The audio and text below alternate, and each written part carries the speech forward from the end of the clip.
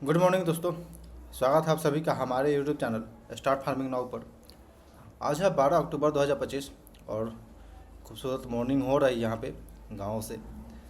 कितना अच्छा नज़ारा आपको देखने को मिल रहा है, गांव में ये नज़ारा देखने को मिलेगा मॉर्निंग में। तो चलिए, मॉर्निंग हो चुका और अपने काम की तरफ हम लोग चलते हैं। वापस से आज के दिन पे भिंडी तोड़ने जाना है, तो टोकरी ले लिए हैं और चल रहे हैं। चलिए देखते हैं आज के दिन पे क्या निकलता है उपज। आ, जो भी कपड़ा था, जो भी टोकरी है, ले लिए और चलते खेतों में। दोस्तों, इस तरह का मॉर्निंग जब हेलो दोस्तों, गुड इवनिंग।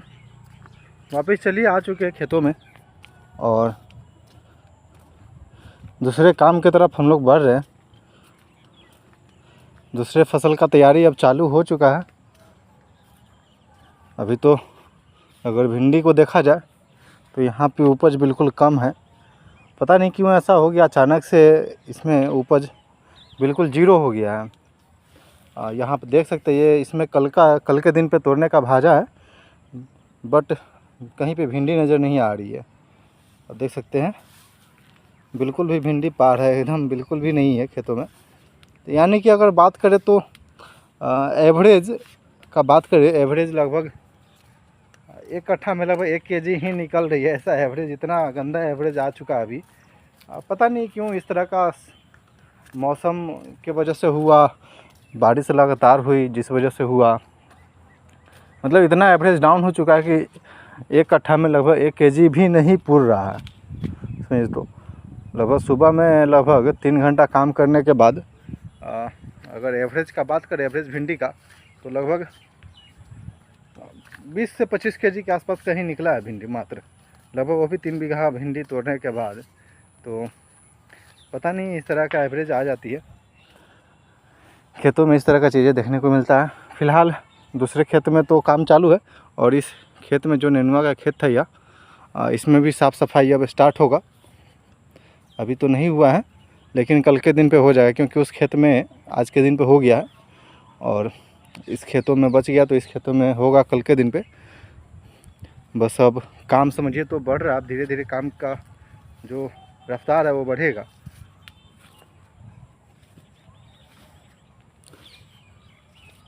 जो भी इसमें बांस आपको दिख रहा है गाड़ा हुआ, उसको उखाड़ के वापस एक जगह सरिया देना होगा, ताकि फिर अगले सीज़न में ये काम आए, नहीं तो ख़राब हो जाएगा। बढ़िया से इसको सरिया करके, ताकि दीमक ना खाए, ख़राब ना हो, इस तरह से रखना पड़ता है, क्योंकि बांस का कीमत होता है। अगर इतना ही खेत में आपको बांस का बात बोला जाता है, इतना ही खेत में लगभग 50,000 रुपये का बांस लगा होगा। जो ये खेत में दिख रहा है ना, बांस पे खड़ा, ये इसमें 50,000 रुपये खर्चा हुआ है इस बांस के पीछे। काफ़ी ज़्यादा महंगा मिलता है, लगभग 300 रुपये के आसपास एक बांस बिकता है। तो हमारे 3 खेतों में ये बांस खड़ा है, तो इसे उखाड़ करके वापस से अगले सीज़न के लिए रखा जाता है। लगभग 10% तो ऐसे भी ख़राब हो गया रहता है। रोटेशन होते रहता है हर एक साल उस चीज़ का। हर एक बांस अगर मान लीजिए कोई ज़्यादा डैमेज हो चुका, तो उसे हम लोग उखाड़ करके साइड कर देते हैं। यहीं पे जो अच्छा होता है वही रखते हैं हम लोग।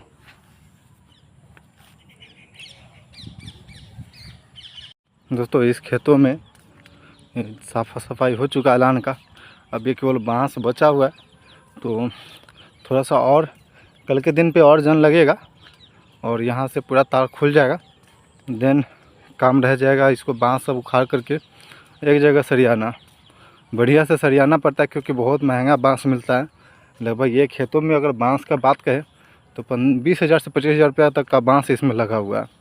देन उसके अलावा तार, उसके अलावा पैरासूट, इतना खर्च होता है। लेकिन इसे हम लोग अप्रैल के महीना में ही बोए थे। हम लोग अप्रैल के महीना में लगाए थे और आज अक्टूबर चल रहा है और सितंबर तक तो ठीक ठाक निकला था इसमें नेनुआ।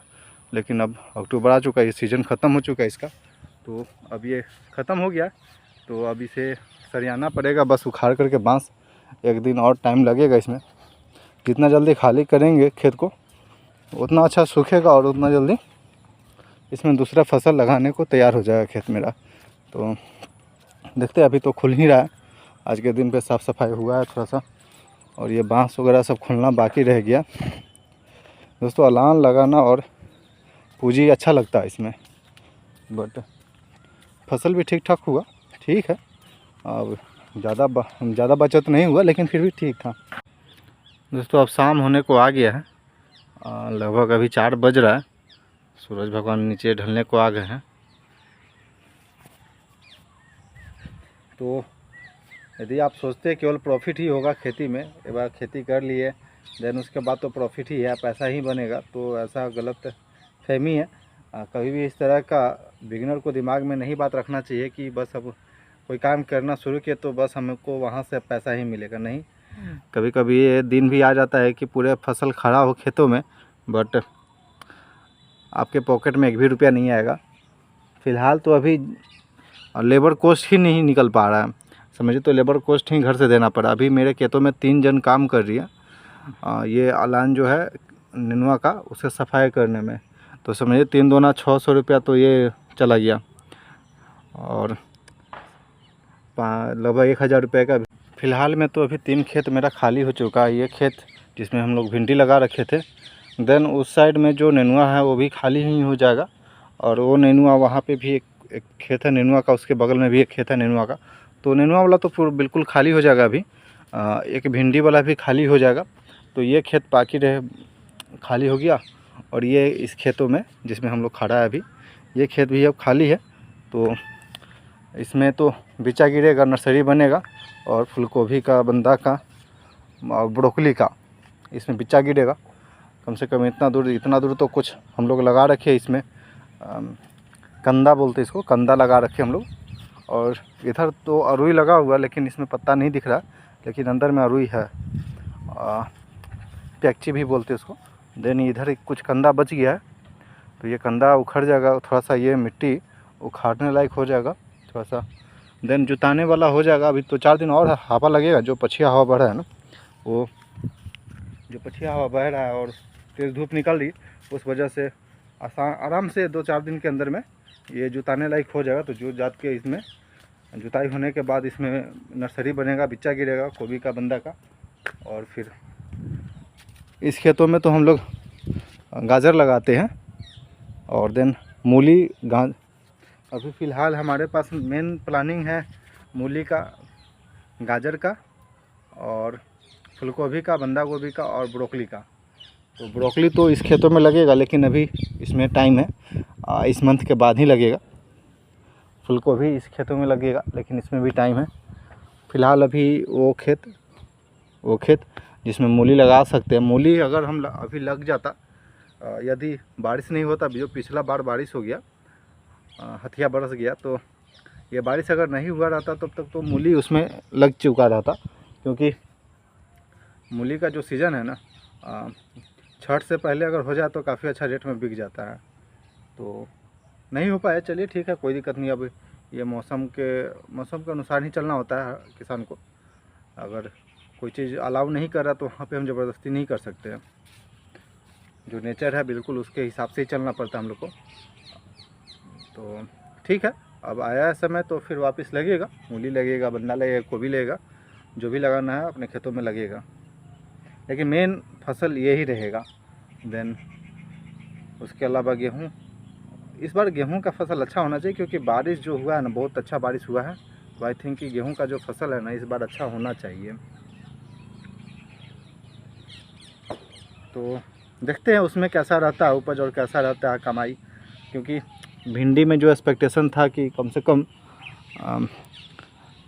जो भी हो उसके बाद 2-3 लाख रुपया तो आराम से बच जाना चाहिए, बट उम्मीद नहीं है, क्योंकि कॉस्टिंग ही निकल रहा है अभी तक, हमको ऐसा लग रहा है। क्योंकि ज़्यादा दिन, आई थिंक ज़्यादा दिन हम लोग इसमें से तुराई नहीं कर पाए अभी तक। रेट तो काफ़ी अच्छा है भिंडी का, रेट लगभग 60 रुपये केजी आज के दिन पे बिका है, बट उपज ही नहीं है। लगभग 25 से 30 केजी के आसपास पूरे खेतों में, लगभग 2 बीघा 3 बीघा के खेतों में हम लोग घूमे हैं सुबह में, तो मात्र 25 से 30 केजी का मात्र भिंडी निकला है। तो इतना से क्या होगा। अगर यही रेट रहता, अगर 1 क्विंटल निकलता, भिंडी का उपज 1 क्विंटल रहता तो आई थिंक कि कुछ होता। लेकिन देखते हैं, आई थिंक पानी वगैरह सूख जाए खेतों के अंदर में तो खाद और दवा वगैरह जो भी फर्टिलाइज़र है दिया है और उपज आई थिंक कि उससे बढ़ जाए, तो एक एक्सपेक्टेशन हम कर सकते हैं। क्योंकि इतना भी अभी ख़राब नहीं हुआ है जिससे कि बोल दे कि नहीं निकलेगा, नहीं, थोड़ा मोड़ा है, चल जाएगा। लेकिन ये फूल जो पकड़ रहा है ना, फूल अभी नया नया कोई फूल आपको दिख रहा है खेत में? नहीं, बिल्कुल नहीं है। तो जब तक फूल नहीं पकड़ेगा तब तक इसमें पौधा भी नहीं पकड़ेगा। तो ठीक है, जो भी है, चलिए कोई दिक्कत नहीं, कल के दिन पे देखते हैं। कल मंडे है और अपना भी काम है और ये भी काम है। ठीक है दोस्तों, चलते हैं। देखिए इसमें कितना अच्छा भिंडी फरा हुआ दिख रहा है आपको? भिंडी ये नया पेड़ है, इस वजह से इसमें दिख रहा है फर, बट ये कुछ पुराना हो चुका है तो इसमें एक भी भिंडी नहीं दिख रहा है। यानी कि पूरा अगर खेत आप घूमेंगे तो 3 से 4 केजी मात्र निकलेगा, ऐसा लग रहा है। देखने से ही पता चल जाता है ना।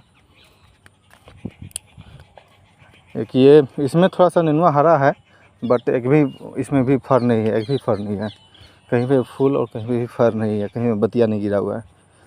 तो समझिए तो नेनुआ का सीज़न बिल्कुल ख़त्म हो चुका है।